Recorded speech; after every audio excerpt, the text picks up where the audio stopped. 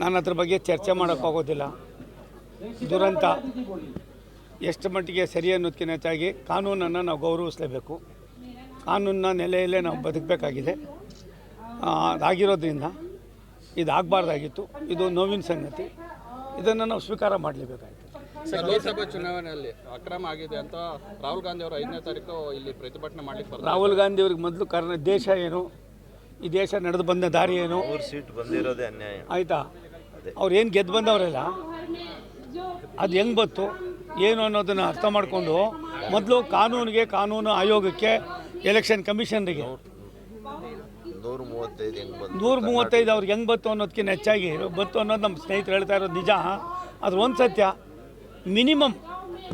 Minimum common sense ಇಲ್ದಿರ ಇರ್ತಕ್ಕಂಥವ್ರು ಮಾತಾಡ್ಬೋದು ವಿನ ಒಬ್ಬ ರಾಷ್ಟ್ರದ ವಿರೋಧ ಪಕ್ಷದ ನಾಯಕರಾಗಿ, ನೆಹರು ಕುಟುಂಬದ ಕೊಂಡಿಯಾಗಿ ಅವ್ರು ಏನು ಮಾತಾಡ್ತಾ ಇದ್ದಾರೆ, ಈ ದೇಶಕ್ಕೆ ಎಂಥ ದುರಂತ ಅನ್ನೋದನ್ನು ದೇಶದ ಜನ ಅರ್ಥ ಮಾಡ್ಕೋಬೇಕಾಗಿದೆ. ವಿಧಾನಸಭೆ ಎಲೆಕ್ಷನ್ ಅಲ್ಲಿ ಅಕ್ರಮ ಆಗಿಲ್ಲ, ಲೋಕಸಭೆ ಎಲೆಕ್ಷನ್ ಅಲ್ಲಿ ಅಕ್ರಮ ಆಗಿದೆ ಅಂತ ಅವ್ರ ವಾದ ಸರ್. ಒಂದು ನಿಮಿಷ ತಾಳಿ. ಈ ಟುಸ್ಪುಟಾಕಿ ಏನಿದೆ, ದೇಶ ಏನು, ಈ ದೇಶ ಇತಿಹಾಸ ಏನೇನಾಗಿದೆ, ರಾಷ್ಟ್ರದ ಪ್ರಧಾನಮಂತ್ರಿಗಳ ಬಗ್ಗೆ, ರಾಷ್ಟ್ರದ ಕಾರ್ಯಕ್ರಮಗಳ ಬಗ್ಗೆ ಯಾವ ರೀತಿ ಮಾಡಬೇಕು ಅನ್ನೋದು ಅವ್ರಿಗೆ ಗೊತ್ತಾಗ್ತಾ ಇಲ್ಲ.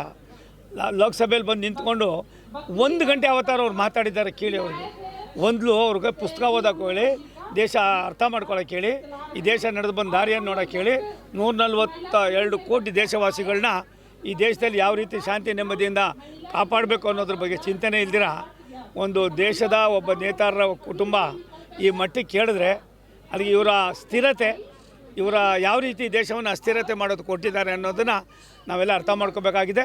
ಇದು ಬಂಡಲ್ ಬಾಜು. ಇಂಥ ಹೇಳಿಕೆ, ಕ್ಷುಲ್ಲಕವಾದ ಹೇಳಿಕೆಯನ್ನು ನಮ್ಮ ಸಾಮಾನ್ಯರು ಕೂಡ ಕೊಡೋದಿಲ್ಲ. ಅಂಥ ಹೇಳಿಕೆಯನ್ನು ಕೊಟ್ಟು ಸನ್ಮಾನ್ಯ ರಾಹುಲ್ ಗಾಂಧಿಯವರು ನಗೆಪಾಟ್ಲಿಗೆ ಕಾರಣರಾಗಿದ್ದಾರೆ.